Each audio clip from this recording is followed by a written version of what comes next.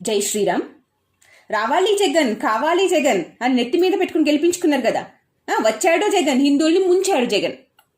ఎలక్షన్ల ముందు స్వామీజీల కాళ్ళు పట్టుకుంటే అయిపోయే, పేర్ల రెడ్డి తోక ఉంటే అయిపోయే, ఓట్లేసి గెలిపిస్తుంది. ఆంధ్రప్రదేశ్లో విగ్రహాలు పగలగొడితే పిచ్చోల చర్య, రథాలు తగలబెడితే తేనె కోసం తగలపెట్టారు. వినాయకుడికి అశుద్ధం రాస్తే వెర్రిబాగులోలు చేశారు. గుడిలో రక్తమాంసాలు, మద్యం మత్తులో ఏదో పిచ్చోల గొడవలో వేశారు. తిరుపతిలో క్రాస్ పెడితే పూర్ణ కుంభమని నమ్మిస్తాం.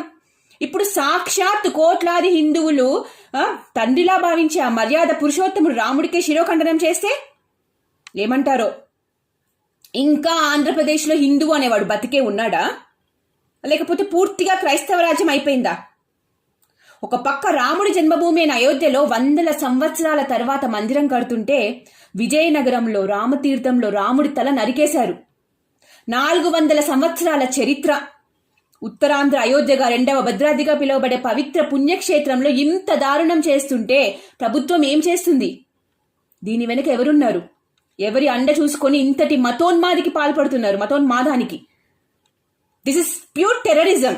ఇలా చేసే వాళ్ళు టెర్రరిస్టుల కన్నా అద్మానం, వాళ్ళతో సమానం. ఒక సమాజం మీద, వాళ్ళ నమ్మకాల మీద, వాళ్ళ జీవన విధానం మీద గత 18 నెలలుగా అదే పనిగా దాడి చేస్తూనే ఉన్నారు.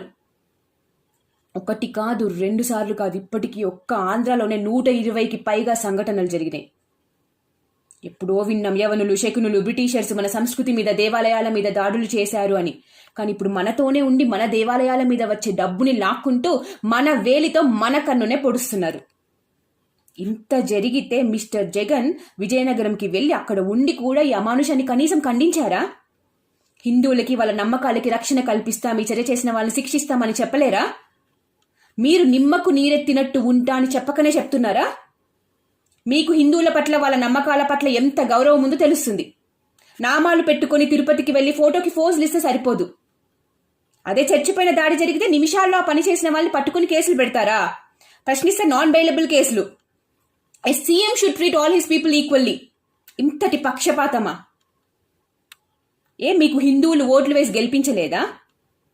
యదా రాజా తదా ప్రజ అన్నట్టు ఒక సీఎం నిమ్మకు నీరెత్తినట్టు ఉండి హిందూ సమాజాన్ని తిన్నచూపు చూస్తే మంత్రులు, ఎమ్మెల్యేలు తక్కువ తింటారా?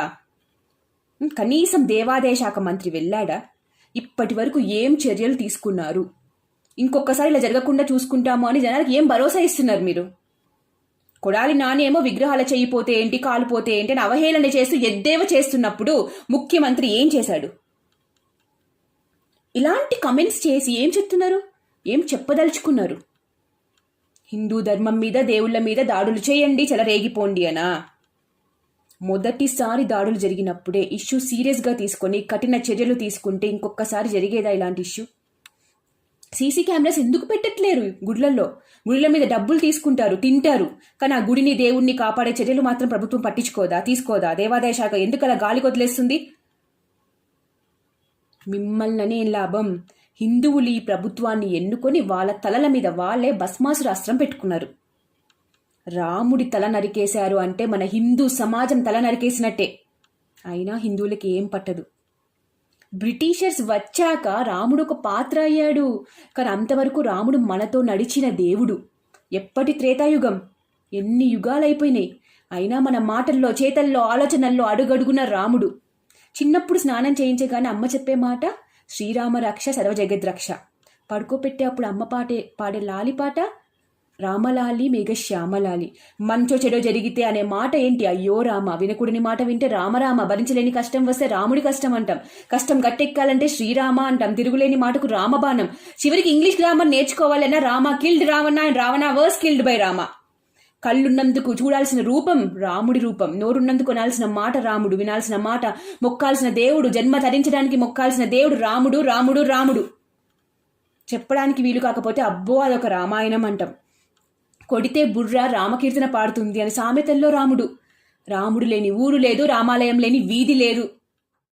అసలు రామాయణమే మన కథ. అలాంటి రాముడి తలని నరికేస్తారా? కడుపుకి అన్నం తింటున్నారా? వీళ్ళు అశుద్ధం తింటున్నారా? అయినా దొంగలు ఎవరింట్లో పడతారు? ఎవరు గాఢ నిద్రలో ఉండి ఏం జరిగినా లెగరో వాళ్ళ ఇంట్లోనే దొంగలు పడతారు. కనీసం ఆ ఇంట్లో ఎవరైనా దగ్గుతూ ఉన్నా అరే ఎవరో ఇంకా నిద్రపోలేదు అని దొంగలు పడరు. కానీ ఈనాడు హిందూ సమాజం ఆ దగ్గడం కూడా మరిచి గాఢ నిద్రలో ఉంది.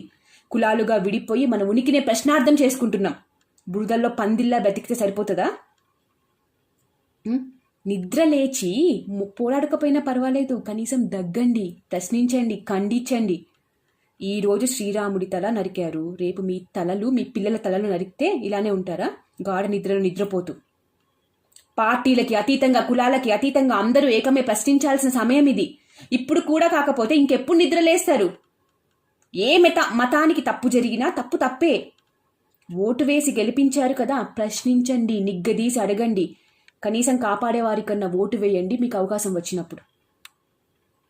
అలా వేస్తే అన్నా నెక్స్ట్ తరాలకి మనం ఇచ్చే బహుమతి మన సాంప్రదాయాల్ని, మన దేవుళ్ళని కాపాడుకుంటాం, మన ధర్మాన్ని రక్షించుకుంటాం. ధర్మో రక్షతి రక్షితః. ధర్మాన్ని కాపాడితే ఆ ధర్మమే మనల్ని రక్షిస్తుంది. ఇప్పటికైనా గాఢ నిద్రలో నుంచి లేచి కనీసం దగ్గడం అలవాటు చేసుకోండి. జై శ్రీరామ్. జై జై శ్రీరామ్.